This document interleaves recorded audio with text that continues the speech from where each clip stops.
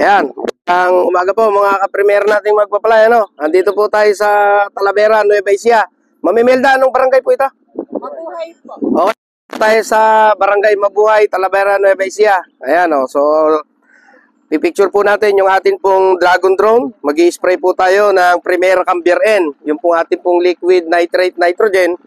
Kung tawagin po ng mga farmer po natin na mga nakaunang nakagamit ay liquid nga daw po na urea.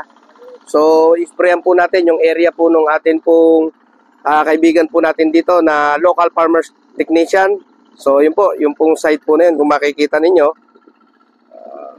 nasa 2,500 square meter lang po yung pan po natin sa kanya, treated, tsaka control area, ano po, para makita po talaga nila yung significance o yung kahalagahan at magandang maidudulot ng atin pong mga technology ipinapakilala po sa kanila.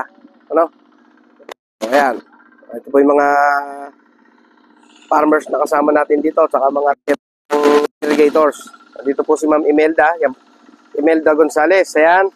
Siya po yung LFT natin dito at saka po yung nakadilaw po ng long sleeve na yon. Siya po si Sir Telly. Ayan. Sila po yung representative natin po municipal agriculturist. Ayan. Si Sir Telly Macapagal po, siya po yung coordinator ng atin pong mga techno demo po rito. Ano? Sila yung representative ng atin pong municipal agriculturist, si Ma'am Berhinia. Ano po? Ma'am Berhinia Leandro. So, ayan. So, makita po ninyo. Ayan. Ito po yung in-spray po nila, ano? Yung Primera Cambier N. Pangit yung ganyan na natama mo. Ayan. Yung atin pong liquid nitrate nitro. Ayan. So, ito po yung service ng atin pong drone. Ayan. Ito pong Primera Nutrical na ito. Sinabog po ito rito ni Ma'am Imelda nung pong mga 1 week bago po siya magpatanim. Nagpatanim po siya noong May 8 at 14 po ngayon. Ano? So, 6 days old po nung palay natin. Bukas po sana spray na to. Kaya nga lang, pupunta po ng Pampanga yung atin pong piloto. Kaya, pina-schedule na po natin siya ngayon. So, dalawa po yung dala nating unit. Ito po yung ating piloto. Ayan, kinakalculate na po niya yung i-spray ang area.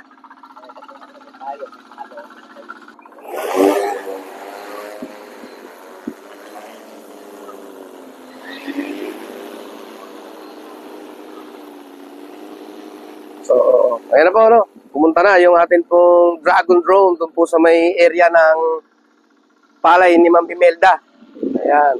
So, ang maganda lang po rito, sa bagong technology po natin na ito, mga minamahal naming mga kamagpapalay, ano, napakabilis po niyang yariin yung pong area na i-sprayan po ninyo. Kagaya po niyan, o nakita po ninyo, yung mga nag-i-spray sana na farmer, kung makikita nyo, nandun na lang sila sa lilim.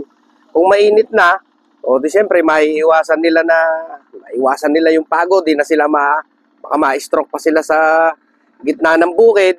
Ang mainam doon, hindi na nila nalalanghap yung lason na ibinubuga nila doon sa kanilang mga tanim. Kung anumang klase man yan, kung palay man yan, sibuyas man yan, mais man yan, o tubo man yan, ano po. Ang mainam po dyan, mas mabilis na yayari, mas marami kang magagawa pang ibang trabaho at ligtas yung nag-a-apply. Ano? Kung sakali naman maluwang ang bukid ninyo, o di ang mainam po doon, hindi masyadong magastos doon sa mga uupahan ninyong tao. Hindi na kayo magpapakain, magpapamerienda ng maraming manpower at mas maagang mayayari yung pong inyong area. Kung yan po ay sa 15 minuto, kayang yariin yung 1 hektarya ninyo, imagine na lang po ninyo kung gaano karaming area ninyo ang mai-sprayan bago uminit. At itutuloy na lang ninyo sa hapon. Ano po? So, yan po yung nagagawa po ng atin pong Dragon Drone. Kaya po dito sa bayan po ng Talavera, dyan po sa comment section po natin, kapag gusto po ninyong magpa-service, gusto ninyong ma-experience itong ganito pong ng technology, mag-message lang po kayo, no? Tumatanggap po kami ng serbisyo. Pwede po ninyo kaming katawagan, babayaran po ninyo kami. Kami ang mag-i-spray doon sa bukid po ninyo. Bibilin lang po ninyo yung mga gusto ninyong ipa-apply at kami na po ang bahalang mag-spray sa inyo pong bukid. Ano po? At nagbebenta rin po kami ng drone. Kung halimbawa talagang gusto nyong magkaroon ng sariling drone, kontakin nyo lang po kami at makakapag-avail po kayo sa amin ng bagong drone. At yung pong maganda rito, may kasama po itong training para dun sa mga magiging piloto po ninyo. At maaari sana 2 hanggang 3 para pagka hindi available yung isang operator ninyo, meron pa kayong backup na 2 para mag-operate ng inyo pong drone. Ano? So dito po yan sa Talavera, Nueva Ecija, sa isang bukid po ng atin pong local farmer technician, si Ma'am Imelda Gonzales.